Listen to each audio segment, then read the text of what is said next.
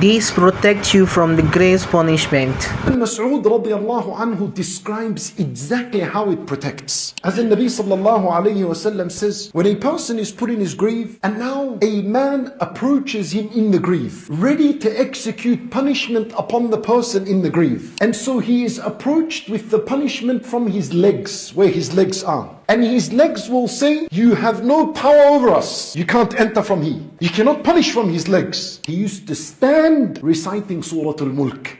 Go somewhere else. So then the punishment will come to him from his chest.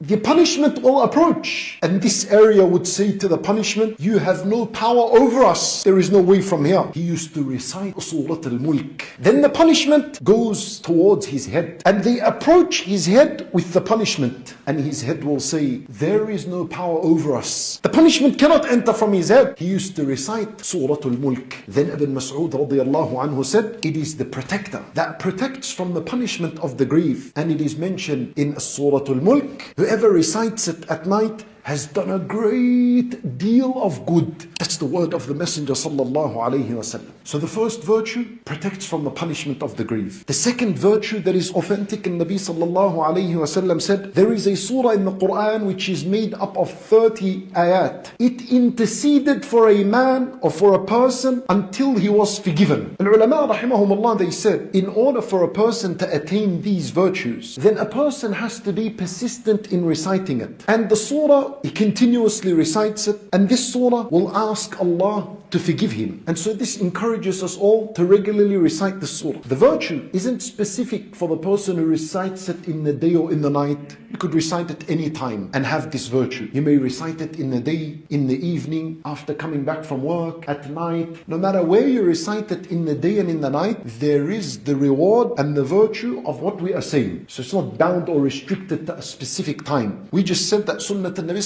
was to recite it before he slept. However, if a person forgot to recite it at night and then decided to recite it the next morning, then bi'idhnillahi ta'ala, he's included in this virtue. It interceded until a person was forgiven. The third virtue, the Nabi sallallahu alayhi wasallam, he said, there is a surah in the Quran consisting of only 30 ayat. It will intercede on behalf of its companion until it leads him into the paradise. And I want you to imagine a person being held, carried and dragged to Jahannam, full of shortcomings, and you are not included in the mercy of Allah. And so this surah begins to khasim. It begins to defend and argue on your behalf. Oh Allah, He used to recite me every night, and you're still being pulled and dragged. And it will say, oh Allah, He used to cry when He used to recite me and reflect upon its wisdoms and meanings. And He would recite it and reflect upon your greatness. And oh Allah, it reminded him of being grateful to, as you'll see this message in the surah, and it'll continue